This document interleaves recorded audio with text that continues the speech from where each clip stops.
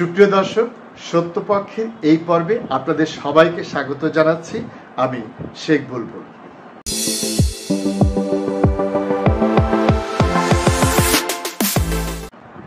প্রিয় দর্শক, আসুন শুরুতেই আমরা কিছু ভিডিও ক্লিপ দেখে আসি। পরিকল্পিতভাবে হয়েছে। 1টা 2টা বাজে 12টা বাজে রাত্রেবেলা এখান থেকে লাশ বের করা হয়েছে। বালতি বালতি পরে হাড়গুটি বের করে আর্মিরা ফালাই দিতেছিল। এটা আশা করছিলাম আমরা বাংলাদেশ আর্মি থেকে। ক্যাম্পাসে কোনো আইন চলবে না, কোনো আর্মি চলবে না ক্যাম্পাসে। জুলাই আমাকে রক্ত দেখা শিখাইলো, এই জুলাই আমাকে শিখাইলো পুরা লাশ দেখা। সবাই বলতে জুলাই অভিশপ্ত। জুলাই কোনো অভিশপ্ত না, জুলাই আমাদেরকে দেখাইতেছে বাংলাদেশ সিস্টেমটা। একটা দোকান থেকে 2 লিটার পানির বোতল 600 টাকা দিয়ে কেনা হয়েছে। বাংলাদেশে রক্ত নিয়েও সিন্ডিকেট শুরু হয়ে গেল ভাই। হসপিটালে রক্ত থাকার পর বলে রক্ত নাই। আসলে বাংলাদেশে জন্মগ্রহণ করে আমরা করছি জীবন সবচেয়ে বড় ভুল। আমাদের বাপ মা করছে ভুল। উপরে সরকার বানাইছি, আমরা সেনাবাহিনীরাতে সরকার দিছি, তারা বাংলাদেশের বালের উন্নয়ন করতে পারে না। তারা 36 দিন পর তারা এনসিপি গঠন করে। জুলাই অভিশপ্ত না, অভিশপ্ত বাংলাদেশের রাজনীতি। রাতের বেলা লাশ গুম কইরেন না। মৃত সাগর বানাই দিতে আল্লাহ 2 মিনিট ভাবে নাই। ফেরাউন্ডে পানিতে ভাসাই দিতে আল্লাহ 2 মিনিট ভাবে নাই। আমরা তো পাপিষ্ঠ জাতি, আমরা তো খারাপ জাতি। আমাদের ডুবাই দিত আল্লাহ 2 মিনিটও ভাববে না। আপনাদের বলা আর এই যে নিজের গালে নিজে এইভাবে থাপ্পড় দেওয়া ভাই সেম কথা। ব্যথাটা নিজের উপরই, থুতুটা নিজের উপরই পড়ে। উপদেষ্টারা আসতেছে 20টা করে গাড়ি নিয়ে আসতেছে, উত্তরার রাস্তা বন্ধ করতেছে, সেক্টরের রাস্তাগুলো বন্ধ করতেছে। এতে যাদের যেই সন্তানগুলো আহত হয়েছে, নিহত হয়েছে, তাদের বাবা মাদের ঢুকতে দিতেছেন না আপনারা। তাদের বাবা মারা এখন পর্যন্ত খায় নাই। আমার মা শোকে শোকাহত হয়ে গেছে। আমরা 2 ভাই আসছি, আমাদের বোনরা আমরা নিয়ে গেছি। আমার এক বন্ধুর হাতের এইখান থেকে এই পর্যন্ত ওর ডান হাতের অবস্থা করুন ভাই, হাত কাইটা ফেলতে হয় কিনা সেইটাই বোঝা যাচ্ছে না। আমার ওই বন্ধুরই ছোট ভাই ক্লাস 7-এ পড়তো, ওর ঢাকা মেডিকেলে ভর্তি আছে ভাই। কি করব বলেন? আপনারা যে নিউজ নিতেছেন ভাই, মিনিমাম মারা গেছে 150 থেকে 200-র উপরে। আপনারা নিউজ দিতেছেন এইখানে 10 জন, ওইখানে 1 জন, এইখানে 2 জন। আসলে ভাই বলতে গেলে কি, আমরা উপদেষ্টা আনাইছি, আমরা ইউসুফরে সরকার বানাইছি, আমরা সেনাবাহিনীরাতে সরকার দিছি। গালি ভাই ওই যে চিত হয়ে স্যাপ ফেললে কার উপরে পড়ে? নিজের উপরে পড়ে। ওই রকম ভাই গালি দিলেও নিজের গায়ে খারাপ লাগে যে এক শেখ হাসিনা খুনি হাসিনারে পাঠাইছি, আরেক খুনি দলরে নিয়ে আসছি। দেশে এইসব হয়ে যায়। রাত 2টা 3টার সময় খবর আসে এইচএসসি পরীক্ষা বন্ধ। কেন ভাই আপনাদের, কেন 3টার সময় নিউজ দিতে হবে? রাতের 9টা বাজে আপনারা লাইভে যান নাই, রাতে আপনারা দেখেন নাই, দিনে আপনারা ছিলেন না। নটরডেম কলেজ এইচএসসি বন্ধ করার আগে তারা বন্ধ করে দেয়, ঢাকা কলেজ বন্ধ করে দেয়, আইডিয়াল কলেজ বন্ধ করে দেয়। আপনারা শিক্ষা উপদেষ্টা, আপনারা আইন উপদেষ্টা, আপনারা পরীক্ষা বন্ধ করেন না। আপনারা বলেন না পরীক্ষা চলমান থাকবে। কাদের নিয়ে পরীক্ষা দিবেন? আমরাই তো দেশের ভবিষ্যৎ, আমরাই তো ভবিষ্যৎ, তাই না? যারা মারা গেছে তারা আমাদের থেকে আরো ভালো ছিল, তারা আরো কিছু করতে পারতো। আপনারা আমাদের কথা ভাবতেছেন না, আপনারা ভাবতেছেন আপনাদের কথা। আপনাদের এইসব বলা আমার গলাটা ভাঙা ফেলা ভাই, 2টা সেম কাজ। তার কারণ কি, আপনারা কোনো নিউজই দিবেন না, সব কাটকুট করে ফেলবেন আপনারা। কালকে থেকে আমরা লক্ষ্য করলাম সরকারের মধ্যে একটা ধামাচাপা দেওয়ার চেষ্টা। নিহত কতজন হয়েছেন তার সঠিক কোনো তালিকা সরকার দিচ্ছিল না। আহত কতজন হয়েছেন সেটাও বের করা খুব কষ্টসাধ্য ব্যাপার নয়, কারণ একটা ক্লাসে কতজন ছাত্রছাত্রী আছেন এটা স্কুল কর্তৃপক্ষ জানে, কতজন শিক্ষক আছেন সেটাও জানে। স্কুল ছুটির কয়েক মিনিট আগে কতজন ছিলেন সেদিন, উপস্থিতি কতজনের, শিক্ষক কতজন উপস্থিত, স্কুলের কর্মকর্তা কর্মচারীরা কতজন উপস্থিত সেটাও তারা জানেন। সুতরাং এই সংখ্যাটি বলা বা এই সংখ্যাটিকে কমিয়ে দেখানোর কোনো চেষ্টা সরকারের তরফে করার কোনো কারণ ছিল বলে আমি মনে করি না। রাজনৈতিক সরকারগুলো অতীতে অনেক সময় তথ্য লুকিয়েছে। আমরা অতীতে সরকারকে দেখেছি তথ্য লুকিয়ে ভুল তথ্য মানুষকে দিতে। তার কারণ ছিল তাদের একটা রাজনৈতিক সরকার ছিল, তাদের একটা পলিটিক্যাল অ্যাম্বিশন ছিল, সেগুলো কারণ হতে পারে। কিন্তু এই সরকারটি তো কোনো অ্যাম্বিশন থাকার কথা না, এই সরকারটি তো হবে ট্রান্সপারেন্ট এবং অ্যাকাউন্টেবল। কিন্তু আমরা না দেখছি সরকারের মধ্যে ট্রান্সপারেন্সি, না পাচ্ছি অ্যাকাউন্টেবিলিটি। একই সঙ্গে রাত 3টার সময় ঘোষণা হলো এইচএসসি পরীক্ষা স্থগিত করা হচ্ছে। এই ঘোষণাটি আসতে দুপুরবেলা এই দুর্ঘটনা হয়েছে। এই ঘোষণা আসতে রাত 3টা হওয়ার কি প্রয়োজন ছিল?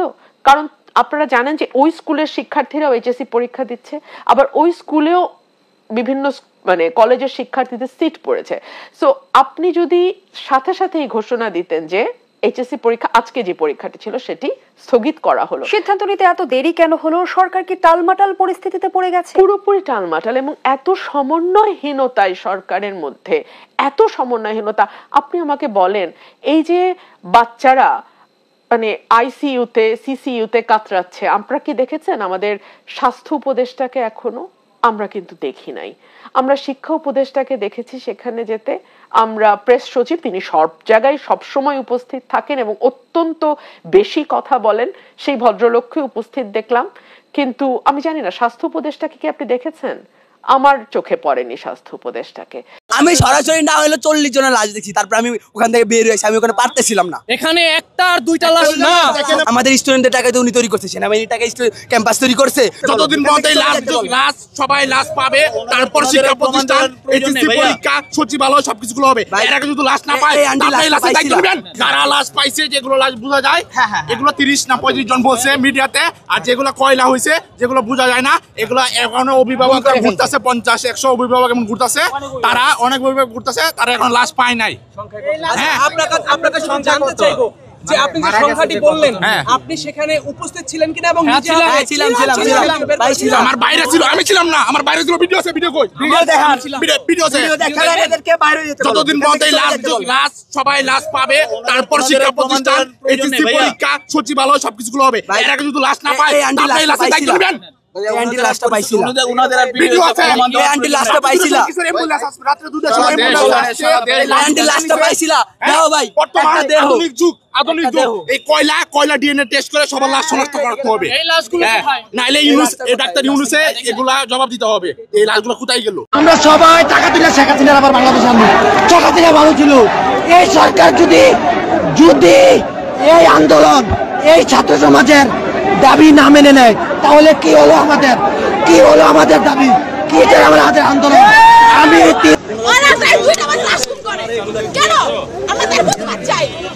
আমাদের সঠিক বিচার চাই, আমাদের ছাত্র ভাই বোন মরছে, ওদের নিশ্চিত বিচার চাই।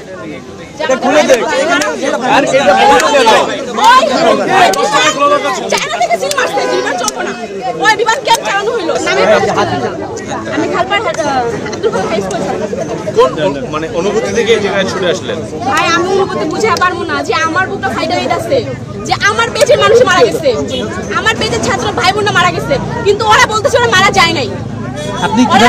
আপনি কিভাবে কনফার্ম হলেন যে মারা গেছে? আপনি কিভাবে কনফার্ম হলেন মারা গেছে? আমাদের প্রমাণ আছে, আমরা এই যে উত্তরা যতগুলো মেডিকেল আছে সব জায়গায় গেছি, আমরা ঢাকা মেডিকেল গেছি, আমাদের বড় ভাইরা সিনিয়র ভাইরা ব্লাড দিতে গেছে, ওদের ভিতর ঢুকতে দেয় না। কেন কি না?